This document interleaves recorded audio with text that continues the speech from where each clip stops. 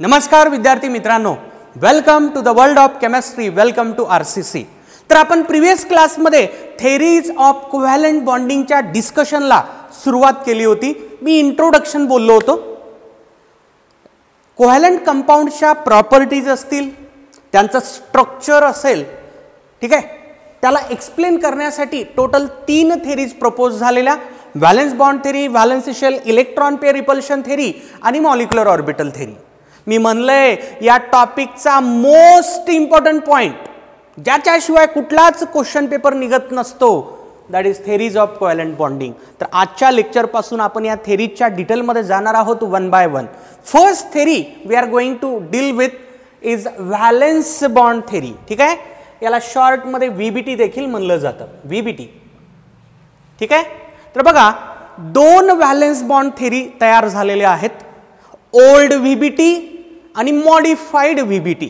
तर आपण दोन्ही theories one by one discuss करू। So first old VBT, old VBT, old VBT, ठीक आहे, old VBT. This theory was proposed by these two scientists, proposed by Hitler and London. Hitler म्हणजे ते Germany वाला, sorry Italy वाला, तो Hitler नाही, हा तो नाही, हे हिटलर वेगळा सायंटिस्ट आहे। Hitler and London, London is again name of scientist, Fritz London, ठीक आहे। या 2 सायंटिस्टनी प्रपोज केलेली ही थेरी पाहूत, या थेरीचं म्हणणं काय। Let us first discuss main theme, main theme, ठीक आहे। तर बघा, as per this theory covalent bond नेमका कसा तयार होत असतो। Late us have one example. Hydrogen आणि हायड्रोजन या दोघांमधला कोव्हॅलंट बॉन्ड नेमका कसा तयार झाला। आपल्याला माहिती आहे हायड्रोजनकडे कोणता ऑर्बिटल असतो रे, 1s ऑर्बिटल असतो। या हायड्रोजनकडे देखील 1s ऑर्बिटल असतो। तर थेरी म्हणते हा 1s ऑर्बिटल, याचा हायड्रोजनचा, डाव्या हायड्रोजनचा, आणि याचा 1s ऑर्बिटल, या 2 ऑर्बिटल्समध्ये होत असतो ओव्हरलॅप। काय होत असतो?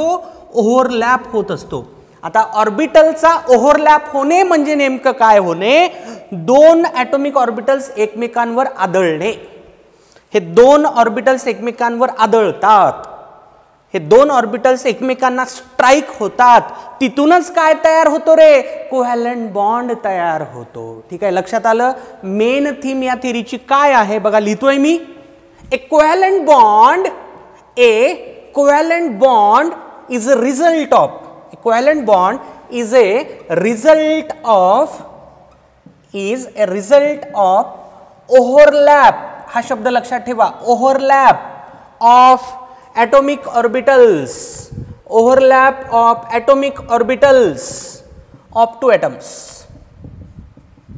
of 2 atoms, of 2 atoms, ठीक आहे। बघा, अर्थ लक्षात घ्या काय आहे। समजा हे 2 ॲटम्स आहेत ज्यांच्यामध्ये कोव्हॅलंट बॉन्ड तयार व्हायला, तर नेमकं काय होत असतं? या ॲटमचा एक ऑर्बिटल येतो, या ॲटमचा एक ऑर्बिटल येतो, त्या ऑर्बिटलमध्ये होतो ओव्हरलॅप। ओव्हरलॅप म्हणजे ते 2 ऑर्बिटल्स एकमेकांवर कोलाइड होतात, आदळतात, तिथून काय तयार होतो? त्या दोघांमध्ये कोव्हॅलंट बॉन्ड। कोव्हॅलंट बॉन्डमध्ये आपल्याला माहिती आहे शेअरिंग ऑफ इलेक्ट्रॉन होत असते। तर ते इलेक्ट्रॉन्स नेमके शेअर कसे होत असतात? ऑर्बिटलच्या ओव्हरलॅपिंग मधून इलेक्ट्रॉनची शेअरिंग होते, असा अर्थ घेतला तरी चालेल।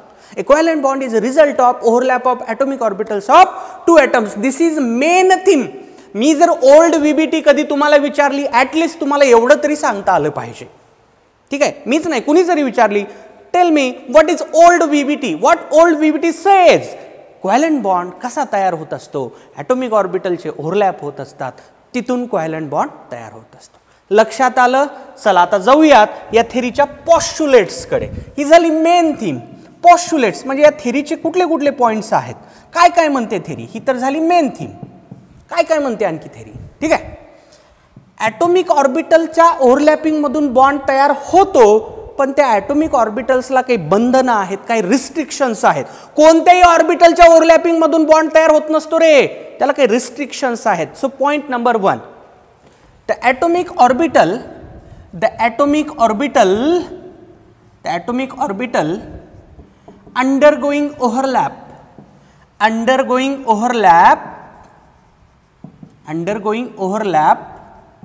must contain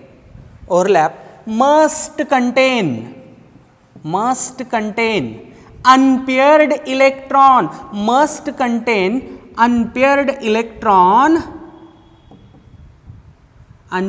electron ऑर्बिटल्स म्हणतोय, दोघांचा विचार करायचा आहे. The atomic orbitals undergoing overlap must contain unpaired electron. म्हणजे हा एक ऑर्बिटल आहे, हा एक ऑर्बिटल आहे, या दोघांमध्ये ओव्हरलॅप व्हायला याच्यामध्ये पण अनपेअर्ड इलेक्ट्रॉन पाहिजे, याच्यामध्ये पण अनपेअर्ड इलेक्ट्रॉन पाहिजे. ठीक आहे का? आता अनपेअर्ड इलेक्ट्रॉन तर पाहिजेत, बट विथ अपोजिट स्पिन, त्यांचं स्पिन देखील अपोजिट असलं पाहिजे. म्हणजे एका ऑर्बिटल मधला इलेक्ट्रॉन जर क्लॉकवाईज मूव्ह करत असेल, दुसऱ्या ऑर्बिटल मधला इलेक्ट्रॉन हा अँटी क्लॉकवाईज मूव्ह करेल. ठीक आहे, अर्थ बघा काय आहे. समजा हा एक ऑर्बिटल आहे, एस ऑर्बिटलच घेऊ, कळतंय सगळ्यांना रे. S orbital is spherical, P orbital is dumbbell shape, D orbital is double dumbbell shape, एफचा शेप हायली कॉम्प्लिकेटेड. ठीक आहे ना.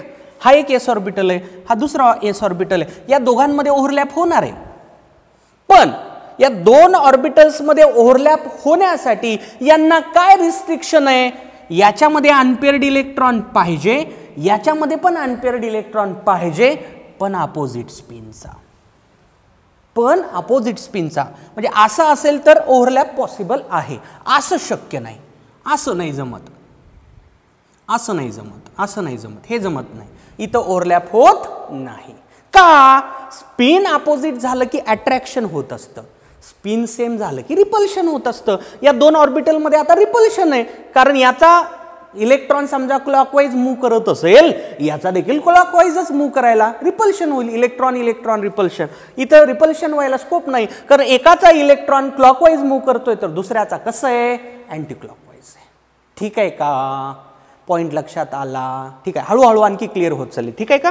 बघा, हा झाला पहिला पॉस्ट्युलेट. नाव postulate number 2. The atomic orbitals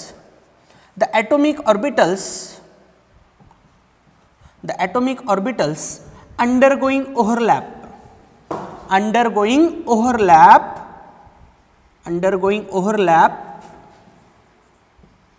must possess, बंधन आहे बघा, हे रिस्ट्रिक्शन आहे, must possess exactly same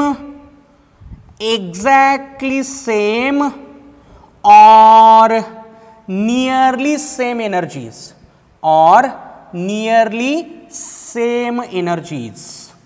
energy एकतर एक्झॅक्टली सेम असावी किंवा नियरली सेम असावी. ठीक आहे का? म्हणजे अर्थ बघा काय, 1sचा ओव्हरलॅप 1s बरोबर होईल. एनर्जी कशी आहे?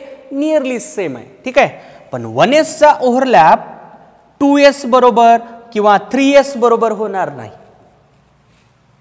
ठीक आहे, किंवा 2sचा ओव्हरलॅप 3d बरोबर होणार नाही, कारण यांच्यात एनर्जी डिफरन्स खूप मोठा आहे, बिग एनर्जी डिफरन्स, ओव्हरलॅप होणार नाही. पण 3d 4s मध्ये एनर्जी डिफरन्स कमी असतो. 3d ची एनर्जी आणि 4s ची एनर्जी नियरली सेम असते, त्यामुळे इथं ओव्हरलॅप होतो. ठीक आहे, आता तुम्ही असं मनामध्ये आणू नका आम्हाला कसं कळणार एनर्जी सेम आहे का नियरली सेम, काही गरज नाही. तू फक्त पॉस्ट्युलेट लक्षात ठेव.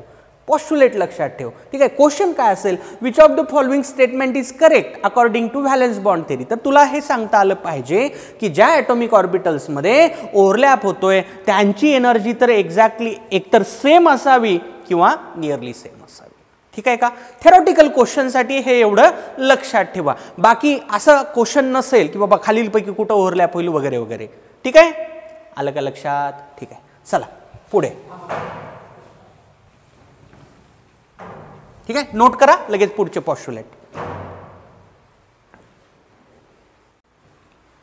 ओके, चला पॉस्ट्युलेट कंटिन्यू करा. पॉस्ट्युलेट नंबर 3. दोन पॉस्ट्युलेट झाले, तिसरं पॉस्ट्युलेट. The strength of covalent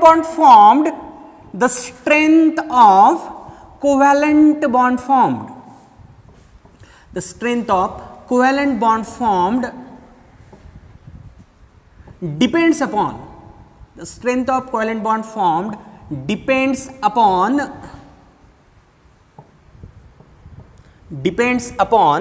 extent of overlap, extent of overlap, extent of overlap.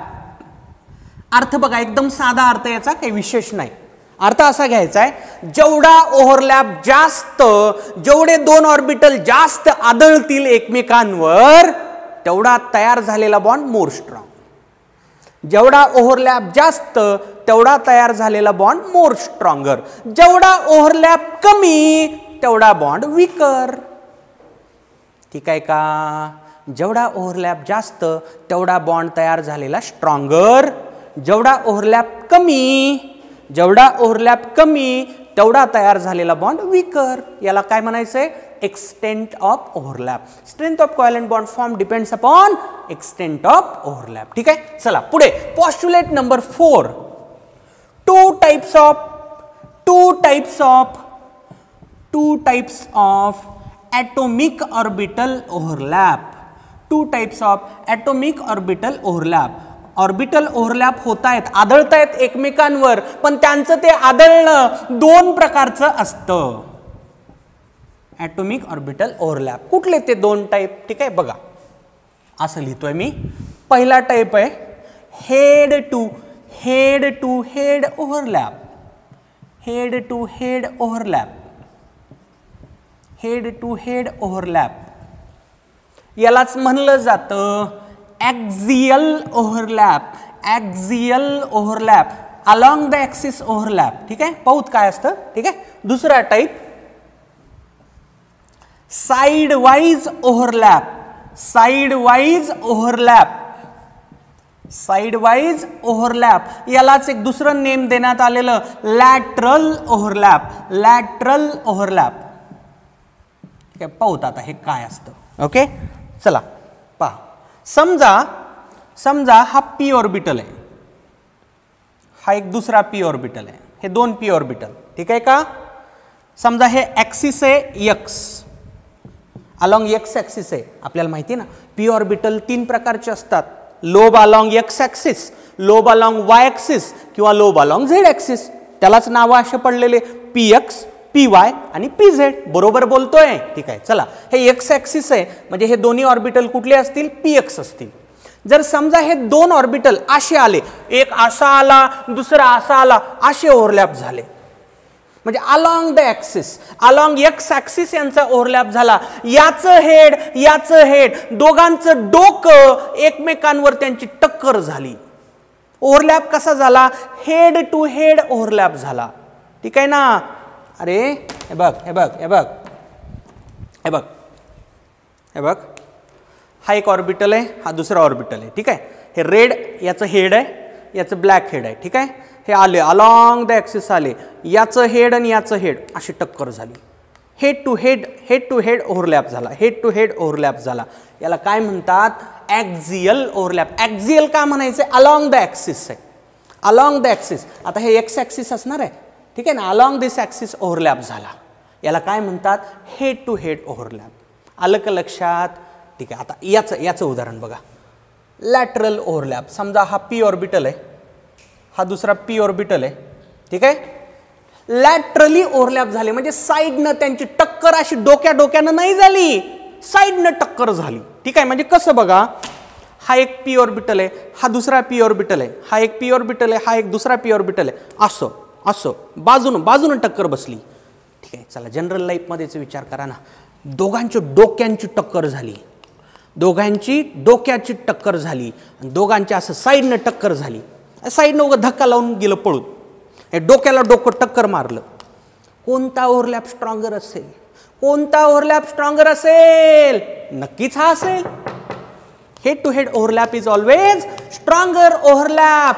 यापूर्वीचा पॉइंट काय सांगतोय? जेवढा ओव्हरलॅप जास्त तेवढा तयार झालेला बॉन्ड मोर स्ट्रॉंगर. मग मी क्लिअर कट म्हणू शकतो का, जेव्हा ॲटॉमिक ऑर्बिटलचा ओव्हरलॅप हेड टू हेड होत असतो म्हणजेच ॲक्झियली होत असतो, तिथून तयार झालेला बॉन्ड कसा असतो? स्ट्रॉंगर असतो. इथून तयार झालेला बॉन्ड कसा असतो? स्ट्रॉंगर असतो. साईड वाईज, ठीक आहे, कडनं असं साईडनं टक्कर दिली, इथून झालेला ओव्हरलॅप तेवढा पॉवरफुल नसतो, तेवढा भारी ओव्हरलॅप नाहीये, इथला ओव्हरलॅप कमी आहे, टक्कर एकदम कमी टक्कर झाली, इथून तयार झालेला बॉन्ड कसा असतो, वीकर असतो. इथून तयार झालेला बॉन्ड स्ट्रॉंगर असतो, इथून तयार झालेला बॉन्ड वीकर असतो. कळलंय तुम्हाला वगैरे. ॲक्झियल ओव्हरलॅप हे असं डोक्याला डोकं नंतर head to head along the axis भारी टक्कर होते, खूप भारी टक्कर, पॉवरफुल टक्कर होते. इथं कसं आहे, हे असं साईडनं असं कडला टच करून जात आहे, फक्त टच करून जात आहे, ठीक आहे का. हा ओव्हरलॅप स्ट्रॉंगर, हा ओव्हरलॅप वीकर. इथून तयार झालेला बॉन्ड स्ट्रॉंगर, इथून तयार झालेला बॉन्ड वीकर. लक्षात आलं का सगळ्यांच्या? ठीक आहे. आता बघा याचं कन्क्लुजन काय, ठीक आहे. कन्क्लुजन बघा, हेड टू हेड ओव्हरलॅप, ठीक आहे. मी म्हणलं इथून तयार झालेला बॉन्ड स्ट्रॉंगर असतो, ठीक आहे. बघा कुठला बॉन्ड असतो, results in sigma bond formation. लक्षात ठेवा आता इथं sigma bond formation. Head to head overlap झाल्यानंतर तयार झालेला बॉन्ड कसा असतो, सिग्मा. याला काय म्हणालो मी, सिग्मा बॉन्ड फॉर्मेशन. 12वी संपेपर्यंत लक्षात ठेवा. 2 ऑर्बिटलचा ॲक्झियल ओव्हरलॅप झाला, तिथून तयार झालेला बॉन्ड कसा असतो, सिग्मा बॉन्ड असतो. कसा असतो, सिग्मा बॉन्ड असतो, स्ट्रॉंगर बॉन्ड. एक नाव देण्यात आलंय, असंच ठरलंय किंवा 2 प्रकारचे बॉन्ड असतात. एक bond head to head overlapping मधून तयार झालेला, त्याला काय नाव देण्यात आलं, सिग्मा बॉन्ड, ठीक आहे. आता इकडं बघा, results in pi bond formation.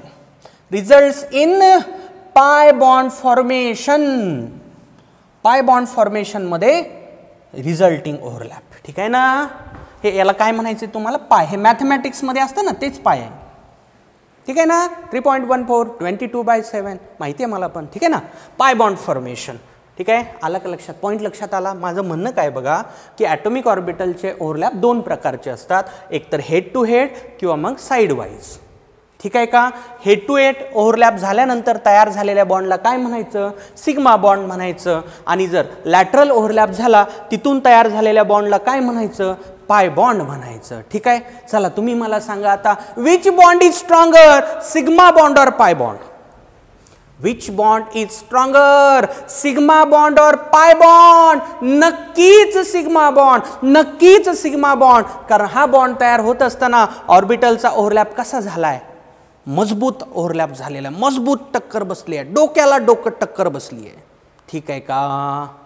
Okay, लक्षात आला point. Sigma bond is stronger than pi bond, ठीक आहे. चला नोट करा.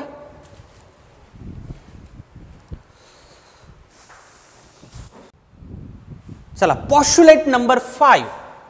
The direction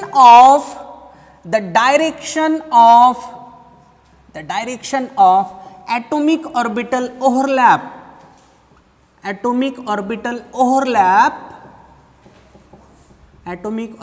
overlap is always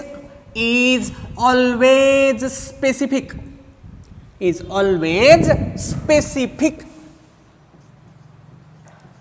That is, याचा अर्थ काय, ठीक आहे. ॲटॉमिक ऑर्बिटलचा ओव्हरलॅप विशिष्ट डायरेक्शन मध्ये होत असतो, कुठल्याही डायरेक्शन मध्ये होत नसतो, त्याला फिक्स डायरेक्शन असतं. आता ते कोणतं, एकतर अलॉंग एक्स ॲक्सिस, नाहीतर अलॉंग वाय ॲक्सिस, नाहीतर अलॉंग झेड ॲक्सिस, ठीक आहे ना. विशिष्ट डायरेक्शनलाच कोव्हॅलंट बॉन्ड तयार होत असतो. That is covalent bond is always formed. Covalent bond is always formed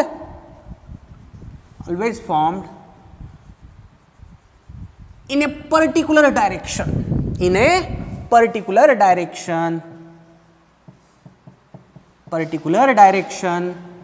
ठीक आहे. कुठल्याही डायरेक्शनला कोव्हॅलंट बॉन्ड तयार होत नसतो, एक स्पेसिफिक त्याचं डायरेक्शन फिक्स झालेलं असतं, इन ए पर्टिक्युलर डायरेक्शन, ठीक आहे. यालाच काय म्हणतात रे, covalent bond is directional in nature. हे लक्षात ठेवा, covalent bond is directional in nature.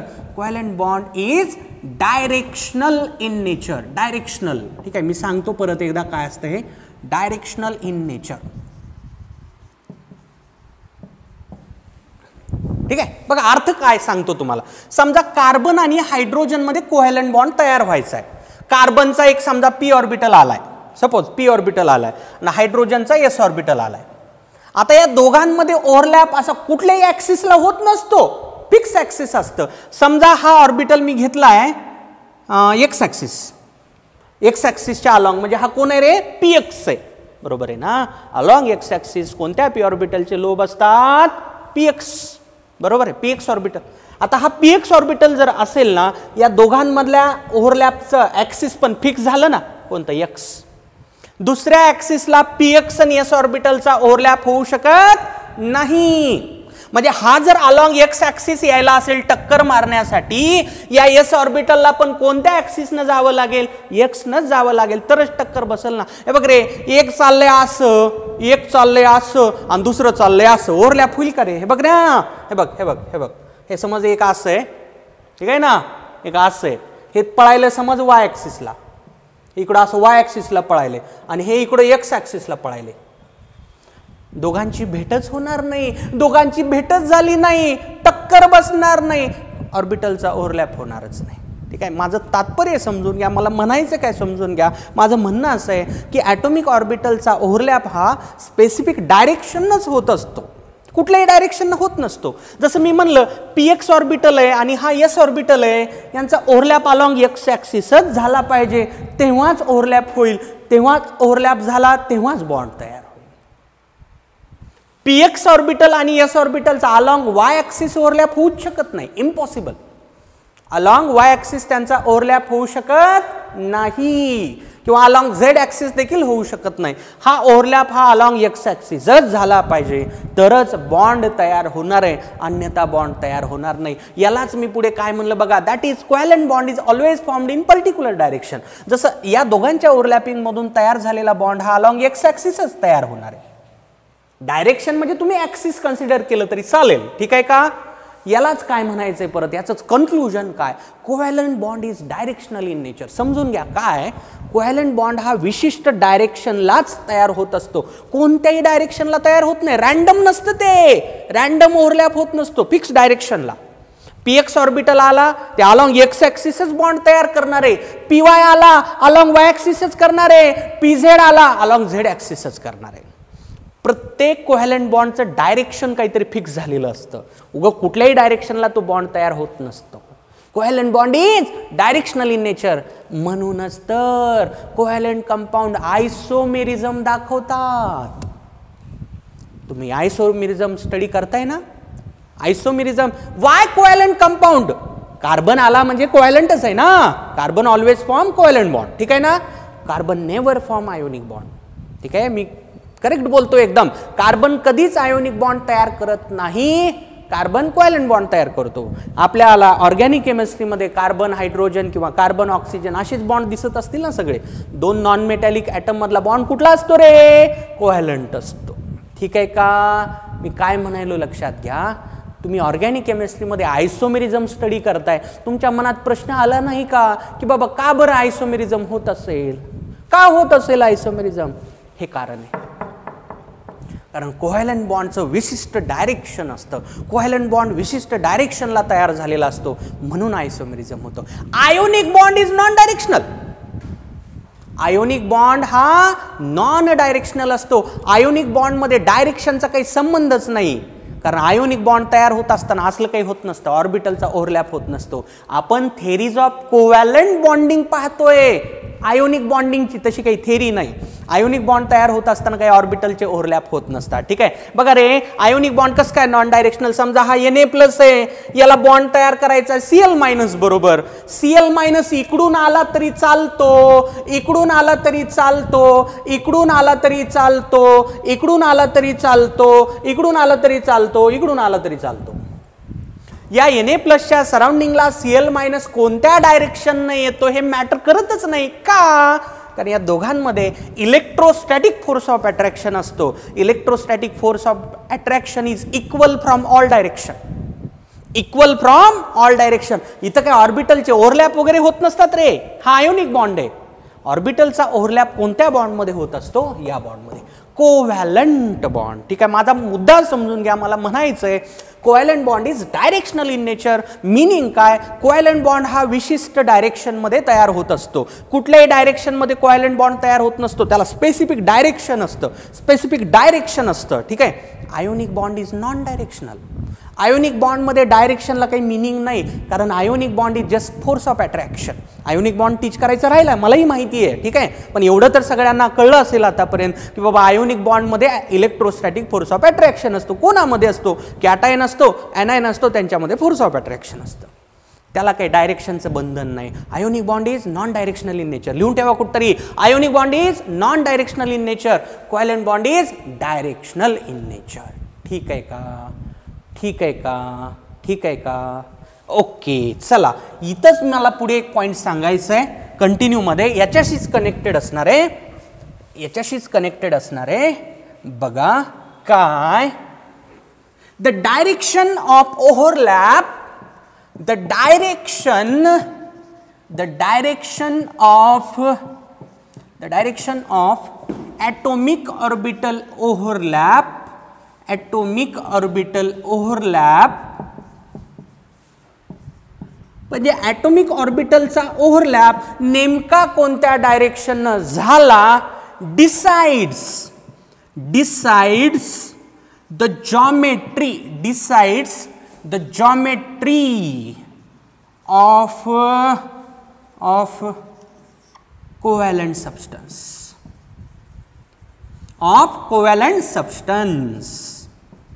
काय म्हणतोय बघा रे, आता व्यवस्थित लक्ष द्या. या पॉइंटमध्ये हे क्लिअर झालं की ॲटॉमिक ऑर्बिटलचे ओव्हरलॅप कुठल्याही डायरेक्शनला होत नसतात, विशिष्ट डायरेक्शनला ओव्हरलॅप होत असतो. मी काय म्हणतोय आता, ज्या डायरेक्शननं ॲटॉमिक ऑर्बिटलचा ओव्हरलॅप झाला, ज्या डायरेक्शननं ॲटॉमिक ऑर्बिटलचा ओव्हरलॅप झाला, ते डायरेक्शन काय डिसाइड करतं, काय ठरवतं? जॉमेट्री. ठीक आहे, एक एक्झाम्पल सांगतो, मला काय म्हणायचं लक्षात येईल. ठीक आहे, लेट अस कन्सिडर मिथेन.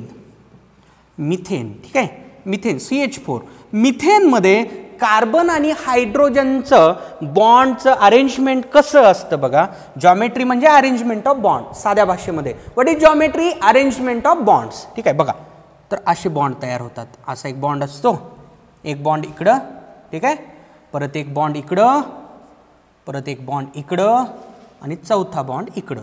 ठीक आहे, हे असं असतं. ठीक आहे ना, हे 3 बॉन्ड असतात. हे बघ रे, हे 3 दिसतंय, हे 3 बॉन्ड असतात आणि वरून चौथा बॉन्ड असतो. ठीक आहे का? याला काय म्हणायचं असतं? टेट्राहायड्रल. मिथेनची जॉमेट्री काय म्हणालो मी? टेट्राहायड्रल आहे. का बरं टेट्राहायड्रल आहे? ठीक आहे, का बरं टेट्राहायड्रल आहे? कारण एक ॲटॉमिक ऑर्बिटलचा ओव्हरलॅप असा वरच्या बाजूला झालाय, या डायरेक्शननं झालाय, दुसरा या डायरेक्शननं झालाय, तिसरा या डायरेक्शननं झालाय आणि चौथा या डायरेक्शननं झालाय. ॲटॉमिक ऑर्बिटलचा ओव्हरलॅप कोणत्या डायरेक्शननं झालाय हे ठरवतंय की त्या कोव्हॅलंट सबस्टन्सची नेमकी जॉमेट्री काय. What is geometry? जॉमेट्रीचा अर्थ काय लक्षात घ्यायचा आहे तुम्हाला. जॉमेट्रीचा अर्थ काय? Arrangement of bonds. ही बॉन्डची अरेंजमेंटच आहे ना. बॉन्डची अरेंजमेंट कशी आहे रे इथं? मी काय म्हणलं? टेट्राहायड्रल. मिथेन कसं? मिथेन झाला, इथेन झाला, propane. Alkanes are tetrahedral. All alkanes are tetrahedral. Methane, ethane, propane, butane, pentane, hexane, heptane, octane, nonane, decane, सगळे अल्केन कसे असतात? टेट्राहायड्रल असतात. टेट्राहायड्रल असतात. का बरं? कारण त्यांच्यामध्ये जे ॲटॉमिक ऑर्बिटलचे ओव्हरलॅप झालेले असतात ना, ते विशिष्ट डायरेक्शनमध्ये, म्हणजे एक अशा डायरेक्शनमध्ये होतो, दुसरा अशा होतो, तिसऱ्या अशा होतो आणि चौथा अशा होतो.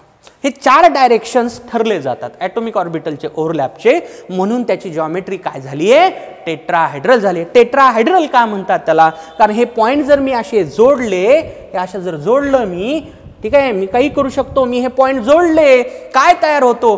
टेट्राहेड्रॉन तयार होतो.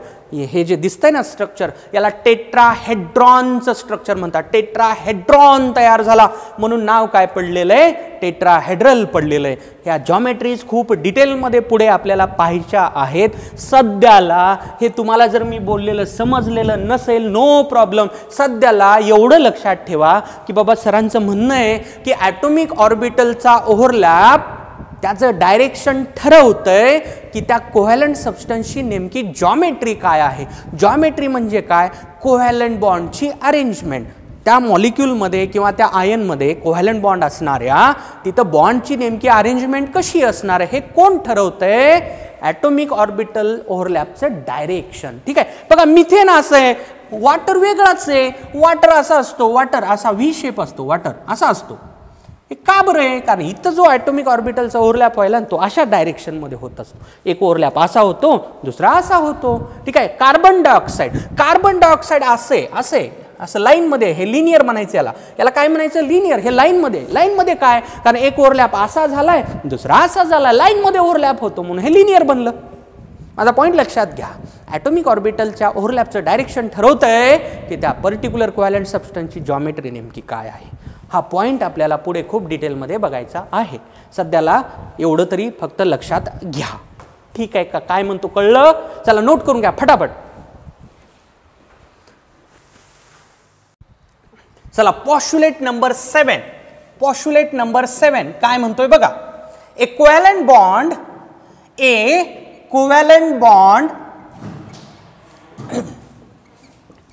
is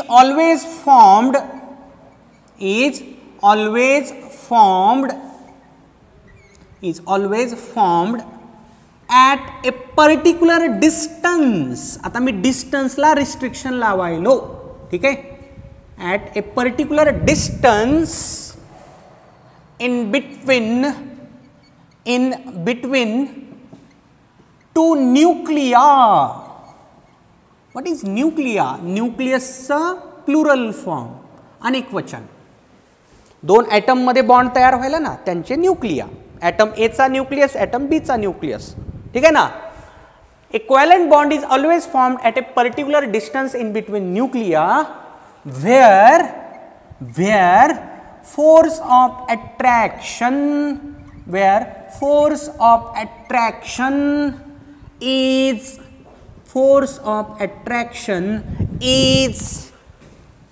dominant over force of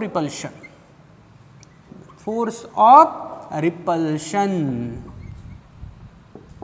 आणखी एक सेंटेन्स लिहू द्या, मग मी एक्सप्लेन करतो. This distance is called equilibrium distance. या डिस्टन्सला काय म्हणतात? इक्विलिब्रियम डिस्टन्स म्हणतात. किंवा याला आणखी सिंपल लँग्वेजमध्ये तुम्हाला माहिती असणारा टर्म म्हणतात बॉन्ड लेंथ. तुम्ही कोव्हॅलंट रेडियसमध्ये पाहिलं असेल. बॉन्ड लेंथ डिवायडेड बाय 2 म्हणजे काय असतं? कोव्हॅलंट रेडियस असतं. बरोबर आहे ना? ठीक आहे, हे तेच आहे. बघा आता पॉईंट काय. A covalent bond is always form at a particular distance. समजा हा ॲटम ए आहे, हा ॲटम बी आहे. तर या दोघांमध्ये जो कोव्हॅलंट बॉन्ड तयार होणार आहे तो फिक्स डिस्टन्सला तयार होत असतो. या दोन न्यूक्लियसमध्ये एक फिक्स डिस्टन्स असतं. तेवढ्या डिस्टन्सवर तो बॉन्ड तयार होत असतो. पण ते डिस्टन्स कसं आपल्याला डिफाईन करायचं आहे? असं डिस्टन्स ज्या डिस्टन्सला force of attraction dominating over force of repulsion. आपल्याला तर माहीतच आहे अट्रॅक्शनचा फोर्स जोपर्यंत रिपल्शनच्या फोर्सला डॉमिनंट होत नाही तोपर्यंत बॉन्ड तयारच होत नसतो. तोपर्यंत बॉन्ड तयार होत नाही. तर तोच पॉइंट आहे. काय म्हणणं आहे की बाबा बॉन्ड तयार होत असताना दोन ॲटमचे जे न्यूक्लियस असतात ना त्या दोघांमध्ये काहीतरी फिक्स डिस्टन्स असतं. ते डिस्टन्स म्हणजे कोणतं डिस्टन्स?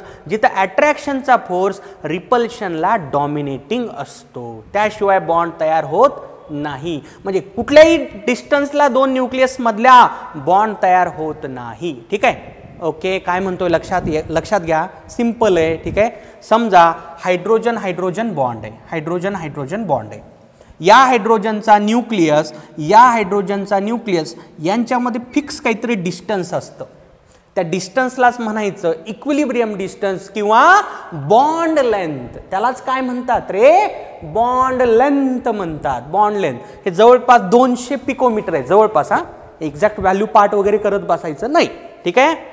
तेवढं ते डिस्टन्स आहे ज्या डिस्टन्सला अट्रॅक्शनचा फोर्स रिपल्शनला डॉमिनेटिंग झालाय, म्हणजे तेवढ्या डिस्टन्सवर दोघांमध्ये बॉन्ड तयार झालाय, तेवढ्या डिस्टन्सला दोघांमध्ये बॉन्ड तयार झालाय. ठीक आहे, मी न्यूक्लियस मधलं डिस्टन्स म्हणतोय, ऑर्बिटल्स मधलं डिस्टन्स नाही रे. ऑर्बिटल तर टक्कर द्यायले ना, याचा ऑर्बिटल आणि याचा ऑर्बिटल तर टक्कर द्यायले ना, हे टक्कर द्यायले ना ऑर्बिटल. मी न्यूक्लियस मधलं अंतर म्हणायलो, न्यूक्लियस मधलं. न्यूक्लियस मध्ये तर काही ना काही अंतरच होणार आहे ना. ठीक आहे, असणारच आहे ते, काय असं समजू नका कोणी. तुम्ही तर म्हणाल दोघांमध्ये बॉन्ड तयार व्हायला मग ते दोन न्यूक्लियस एक झाले पाहिजेत. नाही नाही नाही नाही, ऑर्बिटल एक होतात, ऑर्बिटल ओव्हरलॅप होतात, न्यूक्लियस ओव्हरलॅप होत नाहीयेत ना रे. काय म्हणतो लक्षात घ्या, त्या डिस्टन्सला काय म्हणतात, इक्विलिब्रियम डिस्टन्स किंवा बॉन्ड लेंथ. ठीक आहे का. This is our postulate number 7. We are left with last postulate, 8th postulate. एवढं नोट करा, लगेच पुढच्या पॉस्टुलेट कडे जाऊ. Now see last postulate of old valence bond theory. ठीक आहे, बघा. The maximum number of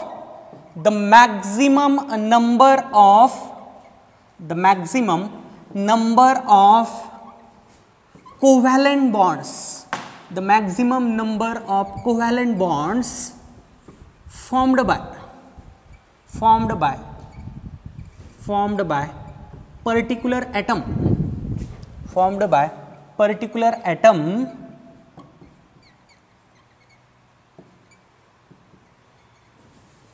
is equal to number of unpaired electrons,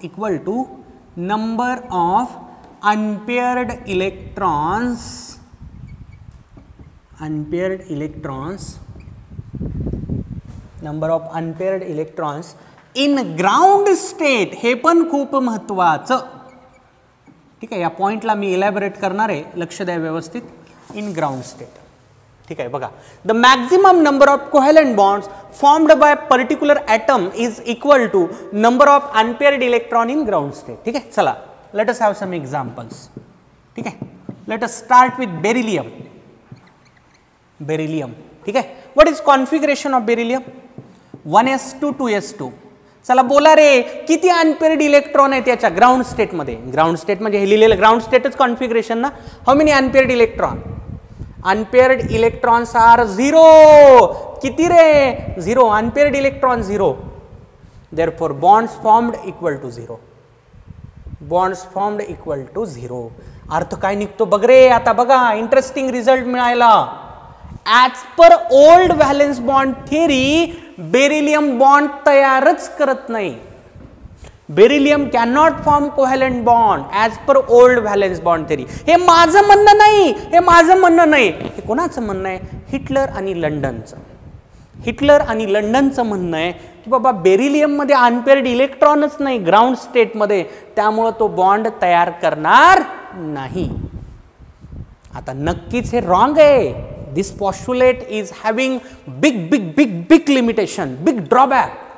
हे पॉस्टुलेट टोटली चुकीचं आहे. ठीक आहे, चला ओळखीचा इलेमेंट घ्या, आणखी तुम्हाला याच्यात मिस्टेक क्लिअर होत चालेल.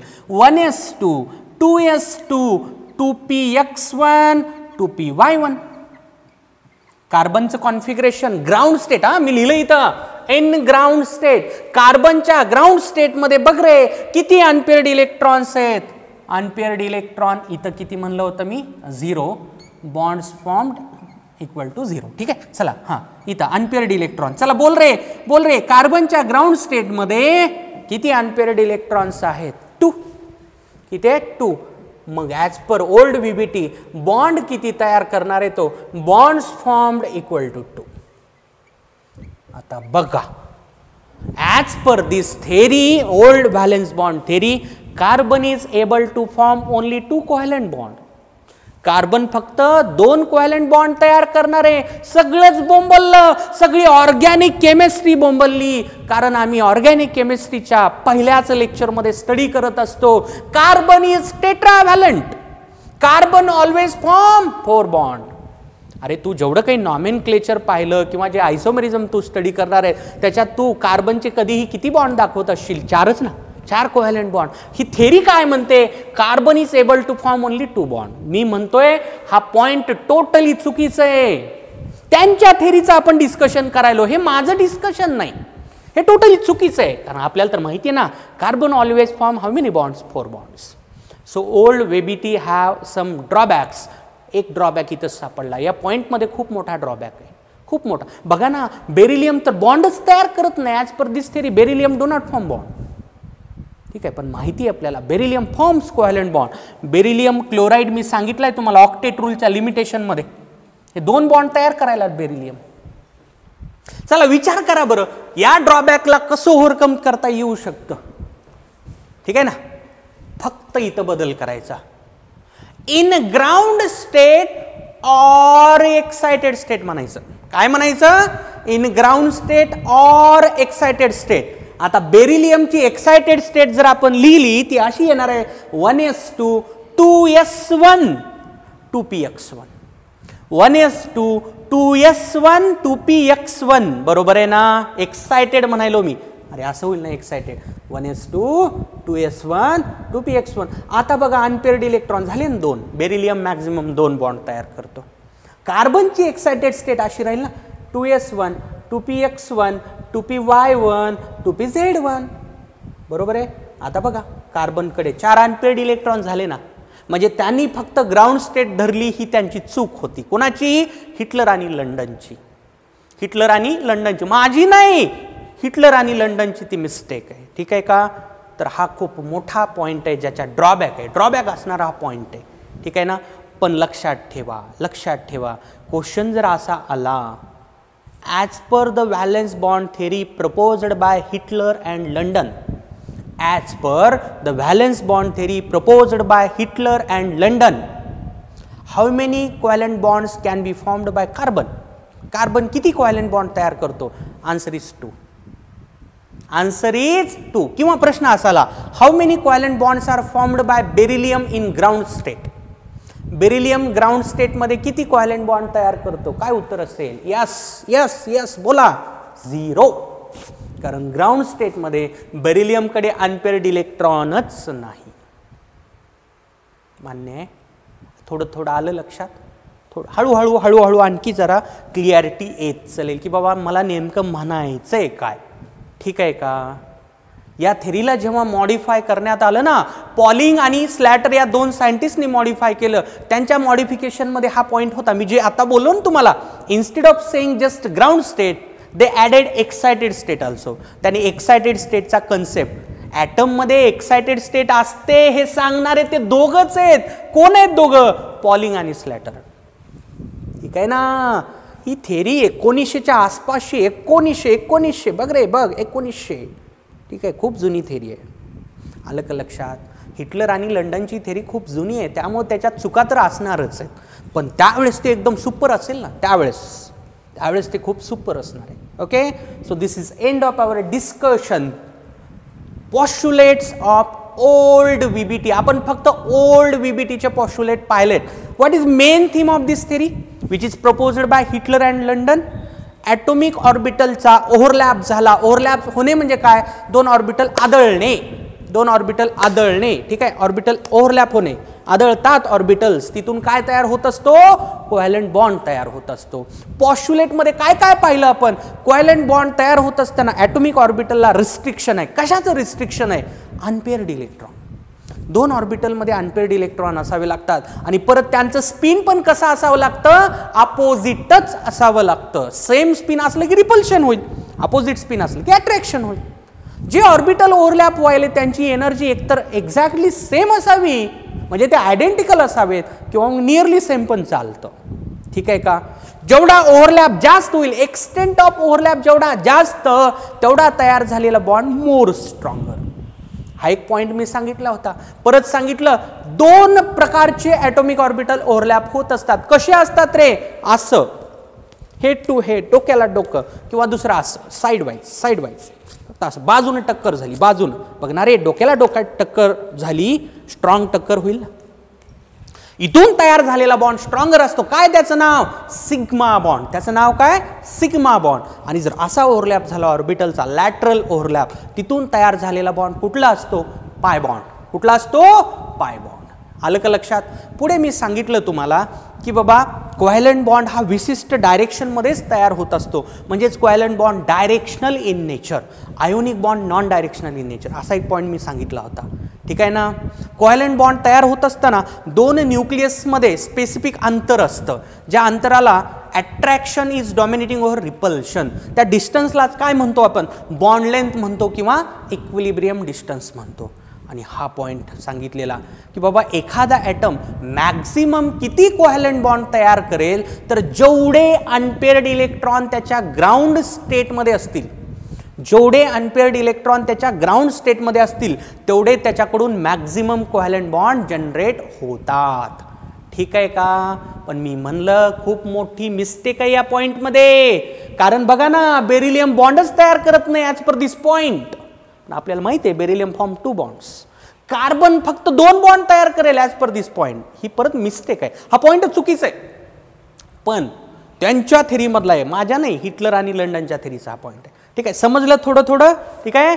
आता आपण काय करूत, उद्याच्या क्लासमध्ये या थेरीला अप्लाय करणार आहोत आपण की बाबा ॲटॉमिक ऑर्बिटलचे ओव्हरलॅप म्हणले सरांनी, पण नेमके काय असतात, ते कसे असतात. ठीक आहे का? हे सगळं आपलं चालू होईल उद्याच्या लेक्चरपासून. आता उद्याच्या लेक्चरमध्ये याचं ॲप्लिकेशन असेल, व्हॅलेन्स बॉन्ड थेरीचं नेमकं ॲप्लिकेशन काय, क्वेश्चन नेमके याच्यावर काय विचारले जातात, हे सगळं डिस्कशन असेल आपलं उद्याच्या क्लासमध्ये. ठीक आहे. तर आज जेवढं डिस्कशन थेरॉटिकल झालेलं आहे एकदा त्याला वाचून काढा व्यवस्थित, म्हणजे तुम्हाला उद्याचं सगळं डिस्कशन माझं व्यवस्थित समजून येईल. चला भेटूयात उद्या. थँक्यू.